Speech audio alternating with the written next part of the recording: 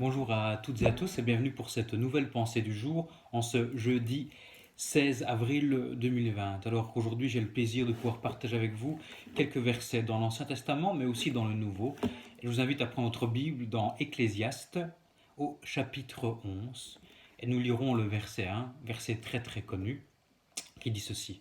Jette ton pain à la surface des eaux car avec le temps tu le retrouveras.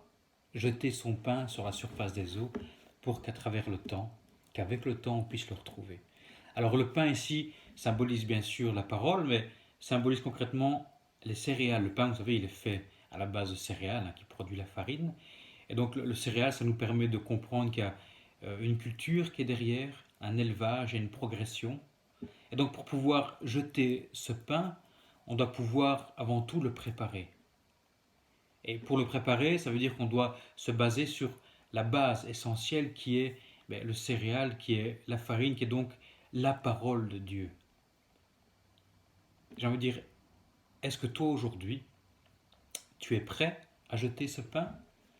La réponse certainement va être oui. Mais est-ce que tu sais, toi, comment préparer ce pain? Ce pain que tu vas jeter, sais-tu le préparer correctement? C'est-à-dire à la lumière de la parole de Dieu, parce qu'effectivement, la manière comment tu parles aux gens, la manière comment tu agis, ton comportement, toutes ces choses-là sont déjà une manière de jeter son pain sur les eaux. Les eaux, c'est la foule, les eaux, c'est le monde, c'est une multitude, c'est tout ce qui se passe autour de toi, tout ce qui s'écoule autour de toi, c'est ta vie qui s'écoule. Et donc toi, tu reflètes ce pain dans ta vie de tous les jours, dans ton comportement de tous les jours. Alors je t'invite ici chez toi à examiner ton comportement. Je ne veux pas te juger, je parle d'abord pour moi, mais je vous invite à chacun d'entre vous, comme moi, à avoir cette réflexion de dire, tiens, est-ce que mon comportement est le pain que le Seigneur veut que je sois? Est-ce que mes bases sont véritablement le bon froment de la parole de Dieu ou est-ce que dans ces bases, il y a d'autres éléments qui viennent interférer la cuisson et qui apportent à ce pain un drôle de goût, une drôle de couleur? Je ne pense pas que vous allez acheter un pain qui soit vert ou qui a une odeur très bizarre dans une boulangerie. Par contre, quand vous entrez chez le boulanger, que vous sentez la bonne et véritable odeur d'une baguette ou d'un bon pain croustillant, vous savez que ce sera bon à manger. Eh bien, il en va de même pour ceux et celles qui vous regardent ou qui vous écoutent. Si ce que vous émanez, si ce que vous dites n'a pas cette saveur d'amour, de paix, de joie, de la parole de Dieu, les gens ne voudront pas ce pain. Et là, à ce moment-là, tu ne moissonneras rien. Jeter son pain, c'est aussi, ça nous parle du transport. Parce que jeter le pain pour qu'on le retrouve un jour, c'est-à-dire qu'il y a cette dimension de transport. Et le transport, ça veut dire, est-ce que toi, qui as ce pain, ou qui sais comment le faire, est-ce que toi, tu oses faire ce que Jésus a demandé aux apôtres? On retrouve ça dans Matthieu, dans Marc, et dans Luc, et dans Jean, c'est-à-dire cette mission qui a été confiée aux disciples, et qui nous est confiée, et qui nous dit ceci dans Matthieu chapitre 28, allez, faites de toutes les nations des disciples, les baptisant au nom du Père, du Fils et du Saint-Esprit et enseignez-leur à observer tout ce que je vous ai prescrit. Allez, faites de toute nation des disciples. Il y a aussi cette dimension de transport, de voyage.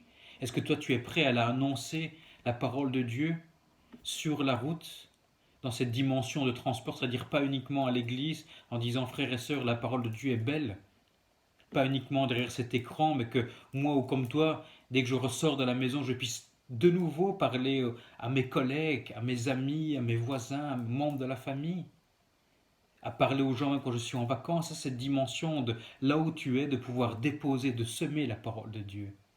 De là où tu es dans ce courant de ta vie, c'est déposer à ce moment-là ce que Dieu t'a mis dans ton cœur.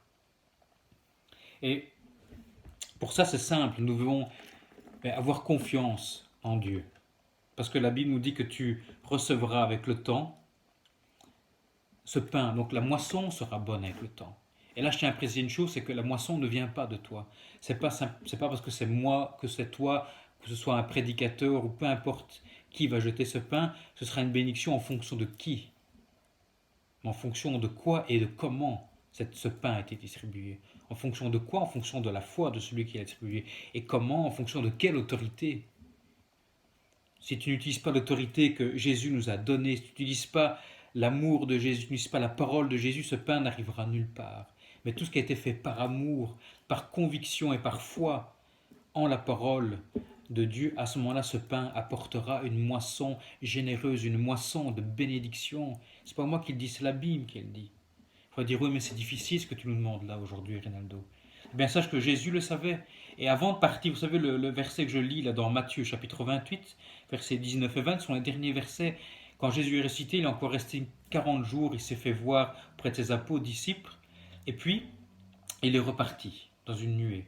Et avant de repartir, il donne cette mission d'aller et de faire des nations, de disciples dans toutes les nations, au nom du Père, du Fils et du Saint-Esprit, donc au nom de Jésus.